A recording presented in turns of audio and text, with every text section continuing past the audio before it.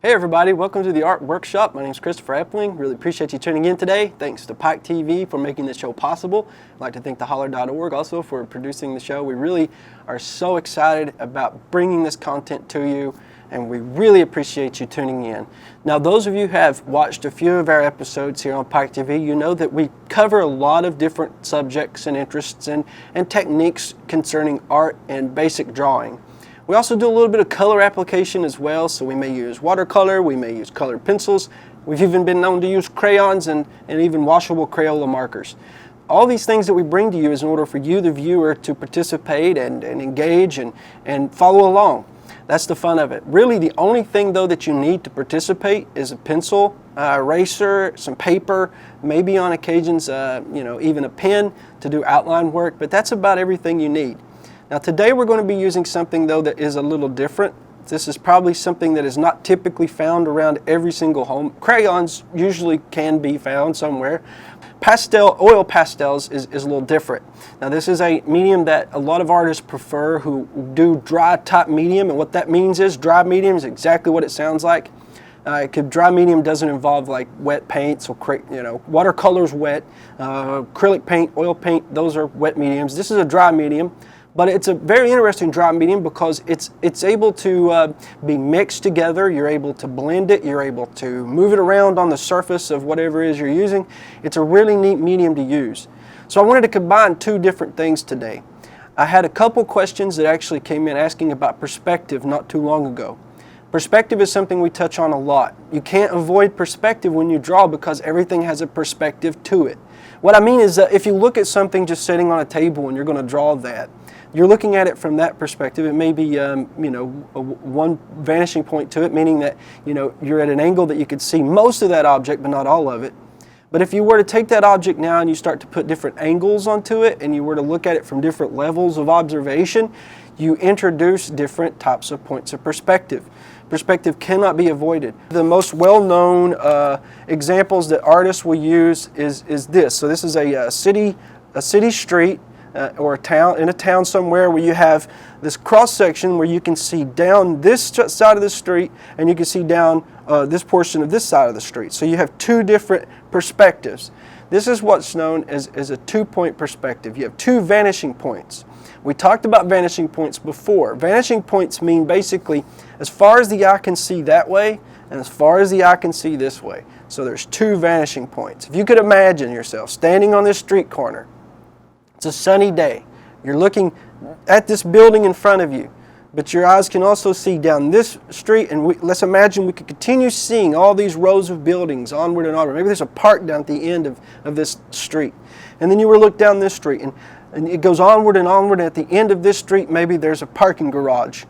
Those are your vanishing points, okay? Those are your 2 points of perspective. All right, another example, this is a little more detailed, but we start to introduce more perspective with this. With this example, again, we have two vanishing points. We have this street going in this direction, this street going in this direction, but look above us. Now we have buildings above us in the horizon. So we see all of these angles, all these shapes, these straight lines, all these angles. This might seem to be a nightmare for some of you to draw because of all of these lines. How do you get these lines just straight? If you've ever tried to draw a building or a series of buildings or houses before in a row, you notice that if you throw one line just a slight bit off, it's going to completely change your perspective lines on other elements you didn't think about to begin with. So for instance, if this line on the row of these windows were off, and it may just throw the perspective off a bit. So when we're working with perspective, looking up like this, we have all these different types of rules that apply, almost like gravity with drawing its perspective. Another example would be looking down at a street. So you can see the tops of some of the buildings. Well, just one, but you can see the angles now start to move in this direction. Whereas compared to this one here, the angles are going up at this direction. So think of it like this. Not only are you having to deal with as far as your eye can see in these two directions, but you're also having to deal with all of these elements with the level of your observation. So if you're standing down looking up at a building, you can't see the roof. But if you're in a helicopter looking down at the city buildings, you have a totally different perspective. 3-point perspective, when we start to move into this territory, things can get a little challenging. So you could imagine placing a video camera or down on the ground and positioning it on a street corner that you're looking up at an angle at a building. So these are 3-point perspective at a low angle. So you see, I told you, it's a little complicated. All these things mixed together and mashed together really impact a drawing, whether you're interested in, like I said, landscape, even portraits, proportions of a person's face or their figure. All these things deal and are affected and cannot escape the element of perspective. It's everywhere. So for today's exercise, I want you to, if you can and if you're willing, to follow along with me, and we're going to try to draw a room, okay? It's not a city, it's not on a street corner, it's not rows and tons of buildings. We're just going to draw a room in a home somewhere, okay? But for this, we are still affected by the rules of perspective, and you'll see what I mean here just in a second. Now, you may need a ruler. I have an angle. My angle's, it's been chipped off a little bit. In an earlier episode, I used a different angle, which is a little more detailed. This lets you adjust the degrees of this angle and then retighten it. So basically, these are 2 different options that you have. These aren't that expensive. You can find them at most any hobby and craft store that you go to, even in a school supply section of a local market or store, or even somewhere where you go to buy school supplies have angles. Okay. Some of you may even know the degree, when you have a compass, you could use that to create circles and such, but those also help with angles too, believe it or not. But with this today, what we're going to do, I'm going to use this angle here that offers more kind of range with the degrees. Now, if you know anything about, if you like math, if you're interested in math, you know that there's degrees to angles, right?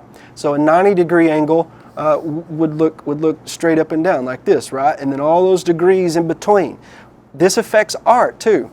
And so today what I want you to do, if you can, is get a ruler. You do not need a fancy angle, but in fact I'll use this smaller one to kind of give you an example, okay? So we're going to use this and we're going to create our design. Now I'm using a couple of things here with pencils. I've used this before, it's a markup pencil. There's blue and red. I sketch out very light. Remember, that's rule of thumb, sketch out lightly.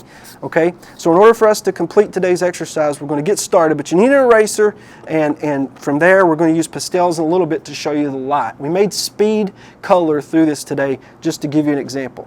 Now we need to start out first with a point to go by, so I'm going to create a straight line, okay? This straight line is going to be the back corner of the wall. So go ahead and put that line on there on your paper, okay? If you make this line, make it large enough. This is, from the floor to the ceiling. So however big you make this line is how big your room's going to be. Now from here, what we're going to do is we're going to draw 2 lines coming off of this line. The first line is going to go out like this. Okay, now this is the bottom of this wall.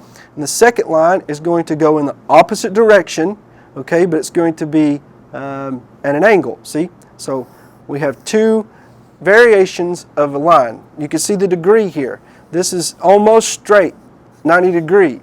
It's off just a little bit. This is a little more angled, okay? So go back up to the top now. Now look what I'm doing. I'm bending this outward. I'm not bending it down, okay? I'm bending it so that it goes upward from this corner, okay? So now I'm drawing this line here.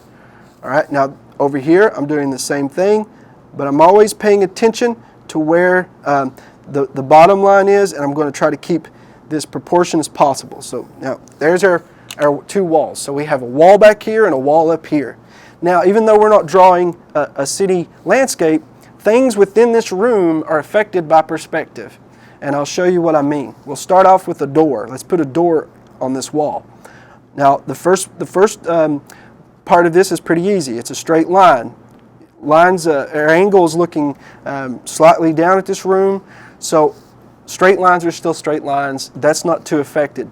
Where you start to get affected by the angles, though, is the tops of the lines going down from the side of the wall. For instance, over here.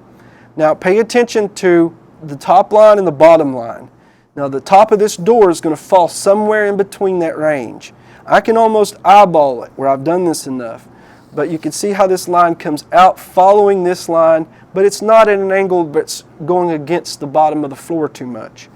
Now we're starting to get affected by perspective, and we're going to continue to flush out this door, add another line going down the side here, okay? At the top, you're going to follow the line that you created, put another line at the top, okay? And we're going to actually now put a little detail on the doors. Here's where perspective comes into play again. I'm going to make a series of lines, and you can see how what I'm doing with my ruler, I'm bending it at an angle each time that I go to create another series of lines that follows. If I'm closer up to this portion of my drawing, the top of the ceiling, these lines are going to follow this degree of that angle more than the lines at the bottom.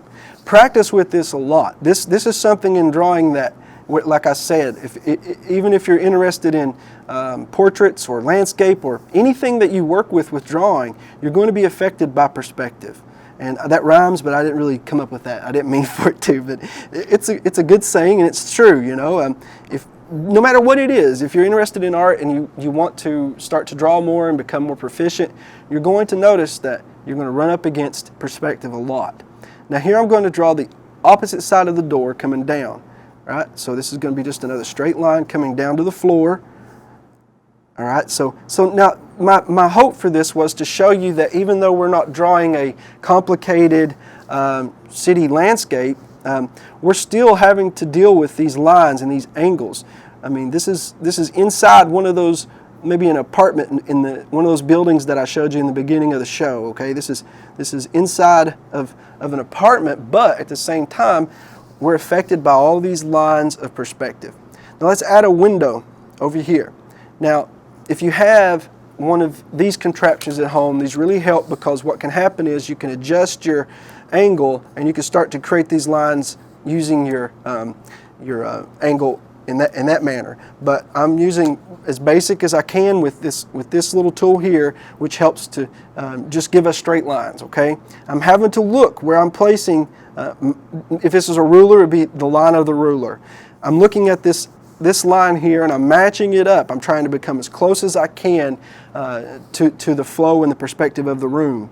The top of this door, this line will go across the entire surface of this wall. So this angle of that line will not change. So for instance, if the top of the window matches the top of the door over here, then you're not going to have this line be more degrees off or more or less than the top of the door. It follows the perspective.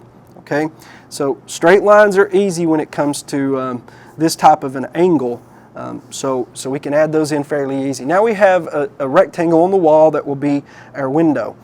Inside of this window, we're going to start to place more lines, more degrees of angles, and that's going to be affected by where we place them, what the finished piece will look like. And so I'm going to put in here window panes, right? So notice again, I'm having to follow my line of perspective.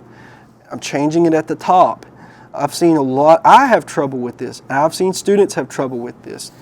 Perspective is one of those things that you wrestle with as an artist. You wrestle with getting better at determining where certain angles and lines will be based on your vanishing points.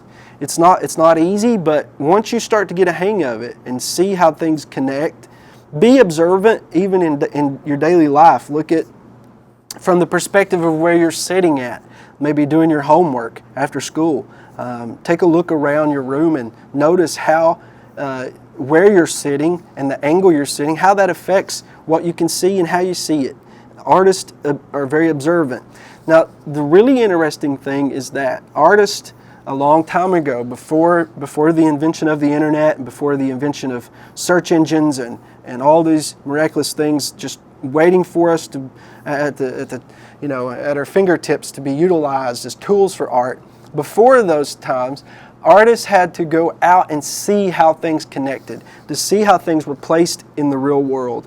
Artists had to, before the invention of photography, a lot of artists would document how things looked. If you've never been to Egypt and an artist went to Egypt and let's say they did rendering of the Great Pyramids. You've never been to Egypt before in your entire life. You've probably only heard stories of what it looked like. Then you would look at a painting and you would see how those things interact and what it looked like to be in Egypt. So that's just an example. Like I'd really highly suggest if you're a young artist out there and you're trying to hone your skills in more and more, my suggestion is to be observant of your environment and see how these things connect. Now this will be a painting on the wall here. Again, all these lines that we're using are obeying the rules of perspective.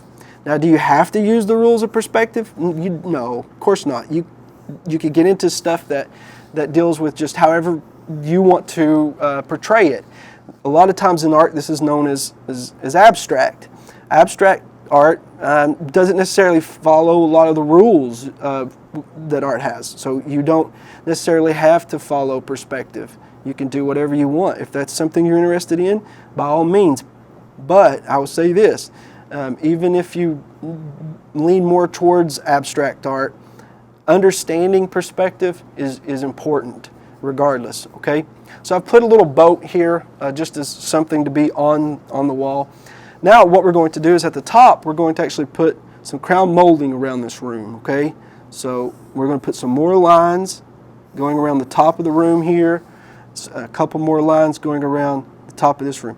If you love to draw interior structures, how things connect, designing, architecture is a great field to go into. If you would like to be an architect, you'd be doing stuff like this a lot.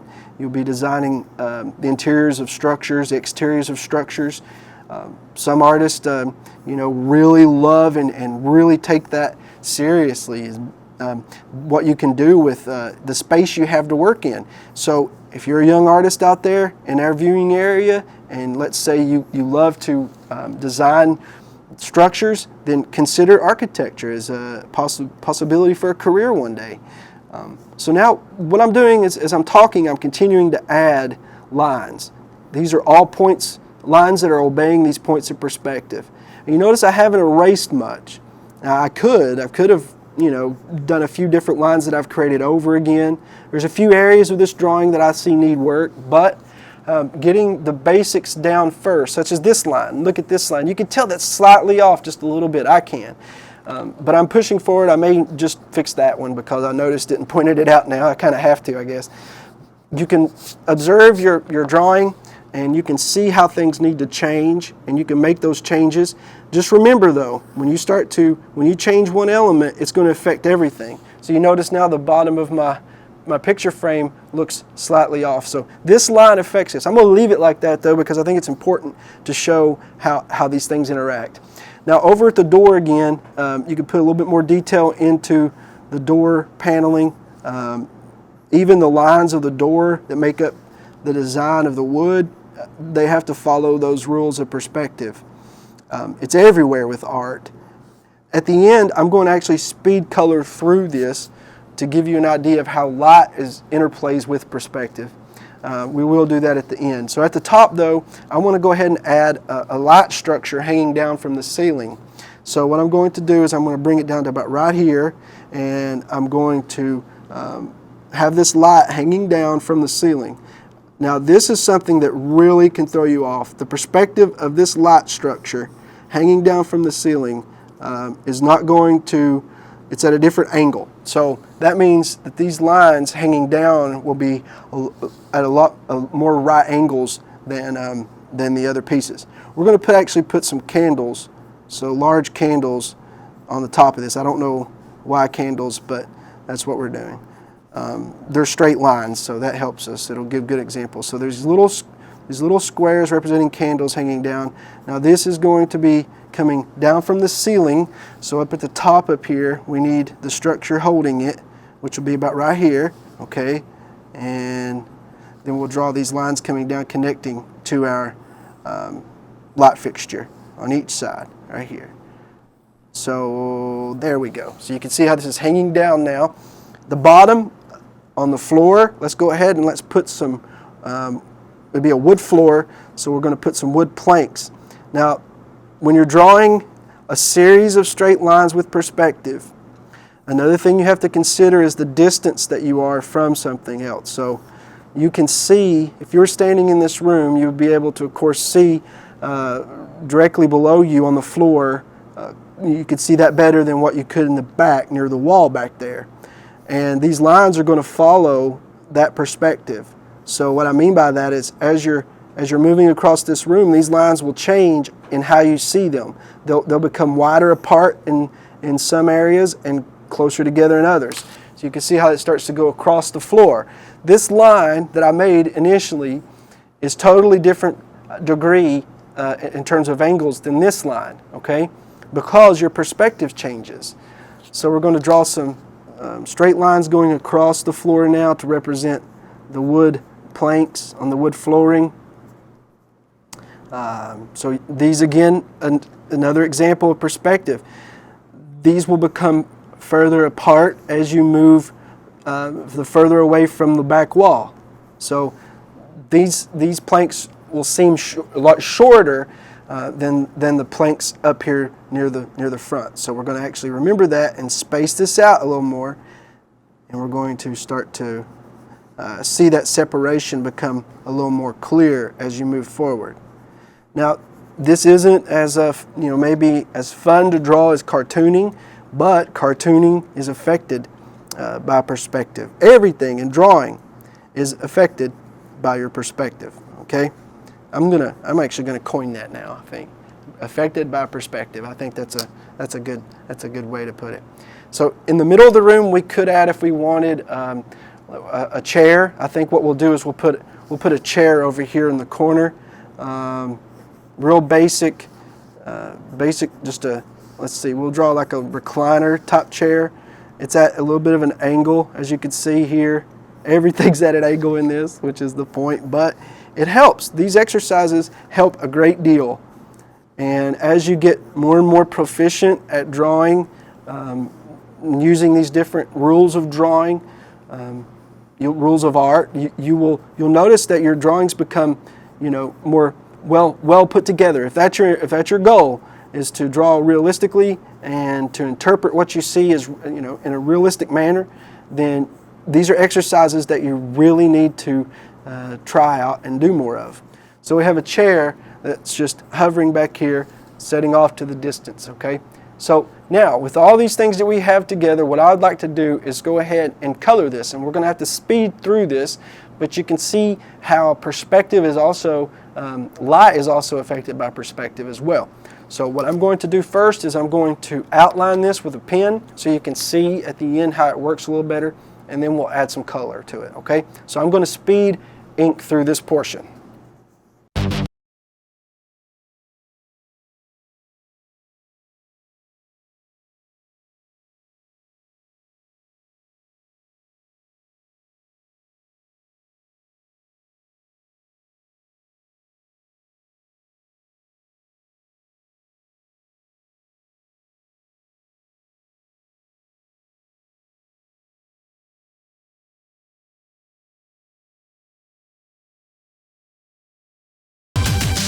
So this is basically what we have now. I put this together sort of quickly in order to show pastels almost look very cartoony. You can get those effect from it, which I love. If you're a fan of Van Gogh, or if you're a fan of artists that used a lot of thick paint and a lot of movement, I like oil pastels for that reason. So what I've done is basically I've went over and I've applied just a light color effect with using pastels to show you how the light would be affected by perspective too. Now, if you notice, I use my finger a lot to put in these shadows. So even like with this effect here on the back side of the chair. And this is really what I wanted to focus on here towards the end. I'd like to do a video just about the application of oil pastels down the road. I think that would be really good. Maybe just bring in a drawing and I can show you how to color that. It's a drawing that's already ready to go, ready to be colored. Even maybe go as far as to have it available where you could go and print the drawing off of your computer at home, so we can have that link set up so that you just go to my website or Pike TV's website or something and print off the drawing that we're going to be using for the color. We may set something up like that. So basically what we see here is all these lines of perspective. Now I've thrown this together. I had to do this fairly quickly, so that's why it looks a little sloppy to me, and it is, but I did that for a reason, to see the application of the color, just a flat surface with shadowing. So the perspective of these windows and how that affects the flooring. So for instance, if you look down at the hardwood floor, all of this area in here, and you see oil pastels when you apply it, when you first put it on, it looks real chalky, okay? But you can blend it. There's rubbing sticks and things that you can get to blend this with. You don't even have to use something. You can blend with the actual oil pastel itself. But the shadow from the light coming in, so our perspective, we would see that the light's coming in from the window, and this portion of the room is going to be brighter than the other portion of the room. I stopped at this point for a reason, because I wanted to show you through applying the rest of this color what I mean by that. Okay, so what I'm going to use a darker brown. I'm actually going to very lightly go over the area that's going to be shadowed. So it's going to be this wall here. Of course, the light's coming in from the windows. Okay, so this wall will be darker. As you move up the wall, though, the light bouncing off of these other objects actually brighten up the room. So we don't want to apply this over the entire wall. We don't want it to be one big giant dark wall. If we can, we'd like to see just the color actually slowly, gradually change. So you see, I'm starting to blend this now, and what I'm doing with this is I'm changing the color of this back wall just a bit. Okay, so it actually starts to look, a little darker. I didn't go too far away from this original orangish color. Because to do that, it would not be the same effect as shadow. You could go a drastic different way with it and use an entirely different opposite hue of this color. That'd be fine to do, but for the purpose of this, I just want to show a gradual change. So you can see that there's a little bit of there's shadow around the top of the wall here, but as we get closer to those windows, it brightens up. Now here's the other point I wanted to make with this, is that the perspective from these windows coming into this room, what does that do exactly for the rest of the objects in the room? I stayed away from using much color on the light fixture here. Mostly we can add a little bit. I want it all to match up around the same hue. I want it to all match as closely as we can. You can imagine there being other candles in the back of this here, so that we have this just to show. But here we go. Now on the window sill, these lines making up the window panels is going to be very dark, okay? And the light coming in then will go through this and pass through these window panes, of course, where this is going to be more shadowed than the rest, and we're going to be able to see that effect here in a second. So we're going to head and just smear this a little bit to get some shadow in where this is most predominant, and then what we'll do is we'll come back in, put a little bit of blue outside for the sky. We can see bits of it, just a little bit in areas, not a lot. But then we start to pull this white in. So the light comes in, and you see how this works. This resemble beams of light coming into the room here, and through the window into the room. And what it does is it shows us basically with these lines, where the perspective is coming in from. This has been the point the entire drawing, is to show you how these lines interact with one another. Now, oil pastels may not be your choice for coloring. They're very touchy to use. If you get in a rush with it, like I have a little bit with here, the desired effect may or may not come. Share what you've created. We'd love to see it. Go to Epling Illustrations at gmail.com. Send me the image. I'll share it here. Go to theholler.org. Check out the art workshop. Thank you to Pike TV for producing this, and theholler.org. And I hope you've had fun today. Oil pastels, it's a fun, messy medium, but with perspective, we want to show you everything we can on how perspective impacts drawing. So thank you so much, and until next time, keep drawing.